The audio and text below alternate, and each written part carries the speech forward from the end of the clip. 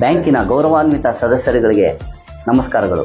ಕಳೆದ 5 ವರ್ಷಗಳಲ್ಲಿ ತಮ್ಮೆಲ್ಲರ ಸಹಕಾರದಿಂದ ಬ್ಯಾಂಕಿನ ಏಳಿಗೆಗಾಗಿ ಆಡಳಿತ ಮಂಡಳಿ, ವ್ಯವಸ್ಥಾಪನಾ ಮಂಡಳಿ ಹಾಗೂ ಸಿಬ್ಬಂದಿಗಳ ಅವಿರತ ಶ್ರಮದಿಂದ ಅನೇಕ ಸಾಧನೆಗಳನ್ನು ಸಾಧಿಸಿದ್ದು, ಅವುಗಳಲ್ಲಿ ಪ್ರಮುಖ ಅಂಶಗಳನ್ನು ಹೆಮ್ಮೆಯಿಂದ ಹೇಳಲು ಇಚ್ಛೆ ಪಡುತ್ತೇನೆ. 83 ವರ್ಷಗಳಲ್ಲಿ 9 ಕೋಟಿ ಇದ್ದಂತ ಒಂದು ರಿಸರ್ವ್ ಫಂಡ್ ನ ಈಗ 37 ಕೋಟಿಗೆ ಏರಿಕೆಯಾಗಿದೆ ಅಂದ್ರೆ ಅದು ಬ್ಯಾಂಕಿನ ಅಭೂತಪೂರ್ವ ಸಾಧನೆ. 42.75% ಇದ್ದ NPA 0.78% ಗೆ ಇಳಿಸಲು ಯಶಸ್ವಿಯಾಗಿದ್ವಿ. ಸುಮಾರು 160 ಕೋಟಿಗಳಿಗಿದ್ದ ಡಿಪಾಸಿಟ್ಗಳನ್ನ ಇವತ್ತು 240 ಕೋಟಿಗಳಿಗೆ ಏರಿಕೆ ಆಗಿದೆ.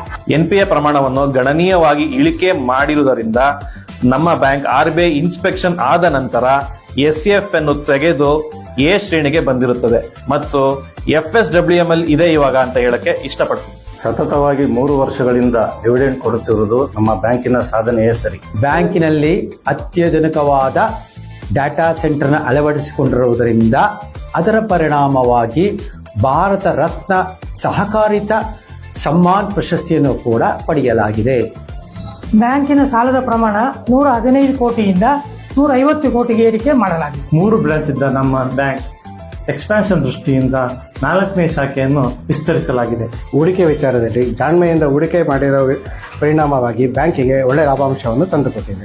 ECS, IMPS, personalise cheque book, personalise debit card, ATM, E-launch, kiosk ಇವೆಲ್ಲವನ್ನು ಬ್ಯಾಂಕಲ್ಲಿ ಇಂಟ್ರೊಡ್ಯೂಸ್ ಮಾಡಿ ಕಾರ್ಪೊರೇಟ್ ಮಟ್ಟದ ಬ್ಯಾಂಕ್ಗಳಿಗೆ ಸಮವಾಗಿ ನಮ್ಮ ಬ್ಯಾಂಕನ್ನು ಸೇವೆಗಳನ್ನು ವಿಸ್ತರಿಸಲಾಗಿದೆ.